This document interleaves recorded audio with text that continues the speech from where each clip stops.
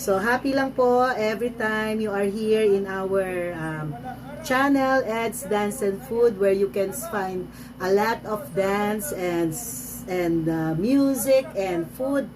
Of course, that is my advocacy, Balik Alindog. I'm not an expert in dancing, but I'm just sharing with you some of the workout that I'm doing.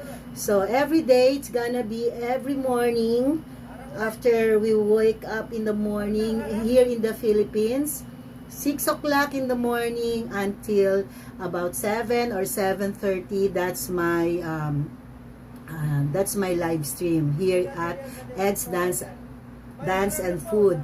And if you like to join our channel, we have a join membership. You can add our join button, and so that you can have the perks of the membership in our Ed's Dance and Food.